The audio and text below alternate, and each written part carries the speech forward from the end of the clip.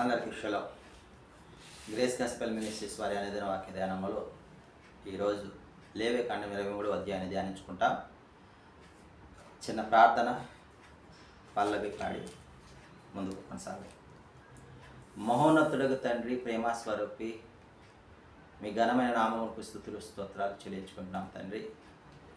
నీ వాక్య ధ్యానములో మమ్మల్ని పురుకొలిపి బలపరిచి ఆయతపరచుచున్నందుకే మీకు స్తుతులు స్తోత్రాలు చెల్లించుకుంటున్నాం.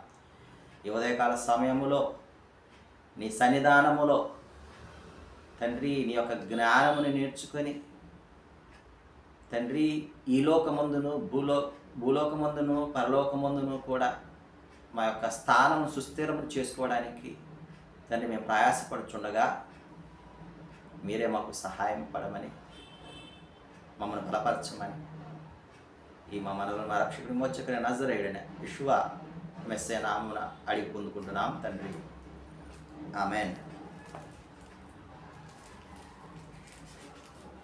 అధికాంక్షణీయుడా దివ్యమైన నీ రూపులో జీవించుచున్నాను, నీ ప్రేమకునే పత్రికగా. అధికాంక్షణీయుడా దివ్యమైన నీ రూపులో జీవించుచున్నాను, నీ ప్రేమకునే పత్రికగా. శిథిలమయ్యుండగా నన్ను నీదు రక్తముతో కడిగి, శిథిలమయ్యుండగా నన్ను నీదు రక్తముతో కడిగి, నీ పోలికగా మార్చినావే నా మెస్సీయా. శిథిలమయ్యుండగా నన్ను నీదు రక్తముతో కడిగి, నీ పోలికగా మార్చినావే నా యెషూవా. నిజమైన ద్రాక్షవల్లివి నీవే, నిత్యమైన సంతోషము నీలోనే. నిజమైన ద్రాక్షవల్లివి నీవే, నిత్యమైన సంతోషము నీలోనే. శాశ్వతమైనది, ఎంతో మధురమైనది నా పైన నీకున్న ప్రేమ, ఎనలేని నీ ప్రేమ, ఎనలేని నీ ప్రేమ. లేవియా కాండము 23వ అధ్యాయము 1వ వచనం. యావే వారు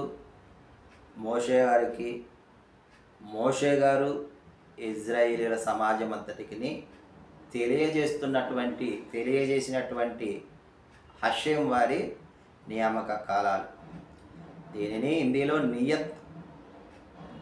నియత్ సమయ్ అండ్ ఇంగ్లీష్లో అపాయింటెడ్ టైమ్స్ అని మరి పిలుస్తున్నారు.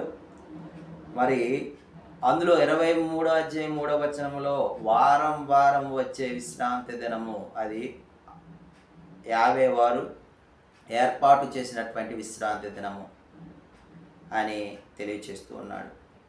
23 అధ్యాయము 5వ వచనంలో మొదటి నెల 14వ దినము సాయంకాలము పస్కా పండుగను ఆచరించాలని తెలియచేస్తూ ఉన్నాడు. మొదటి నెల అంటే మన క్యాలెండర్ ప్రకారం జనవరి నెలలో కాదండి, హెబ్రీ క్యాలెండర్ ప్రకారము అది ఏ నెల అయితే ఆ నెలలో మొదటి నెల 14వ సాయంకాలంలో పస్కా పండుగను జరిపించాలని తెలియచేస్తున్నాడు. మరియు మూడవదిగా 23 అధ్యాయము 11, 16 వచనాల్లో విశ్రాంతి దినమునకు మరుదినము మొదలుకొని లెక్కించి క్రొత్త ఫలములతో నైవేద్యమును అర్పించాలని, ప్రథమ ఫలముల అర్పణం అర్పించాలని తెలియజేస్తూ ఉన్నాడు. 23వ అధ్యాయం 14, 21లో సమస్త నివాసంలో తరతరములకు కట్టడాన్ని తెలియజేస్తూ ఉన్నాడు. ఈ పండుగలు, నియామక కాలాలు ఆచరించే విధానంలో ఇది సమస్త నివాసములను నిత్యమైన, తరతరములకు నిత్యమైన కట్టడాన్ని తెలియజేస్తూ ఉన్నాడు. లేవికాండం 23, 24లో 7వ నెల జ్ఞాపకార్థ శృంగధ్వని పండుగ ఆచరించాలని, ఆ రోజున పని మాని హషేం వారికి హోమము చేయాలని తెలియజేస్తూ ఉన్నాడు. లేవికాండం 23, 26లో 7వ నెల 9 సాయంకాలం నుండి 10వ దినము సాయంకాలం వరకు పాప ప్రాయశ్చిత్తార్థ పండుగ ఆచరించాలని, ఆ దినమున ప్రతి ఒక్కరూ కూడా తనను దుఃఖపరుచుకోవాలి. అలా దుఃఖపరుచుకునే వారిని తన ప్రజల నుంచి కొట్టివేస్తాడని తెలియజేస్తూ ఉన్నాడు. అది మహావిశ్రాంతి దినముగా ఉన్నది. ఇంకా పర్ణశాలల పండుగ 7వ నెల 15వ దినము, 7వ నెల 15వ దినమున పర్ణశాల పండుగ ఆచరింపాలని తెలియజేస్తూ ఉన్నాడు. 7 దినములు, 8వ దినము వ్రత దినము. ఆ వ్రత దినము కూడా ఎవరు కూడా పని చేయకూడదు అని, ఇవి అన్నీ కూడా యావే యొక్క నియామక కాలాలని తెలియజేస్తూ ఉన్నాడు. ఆమేన్.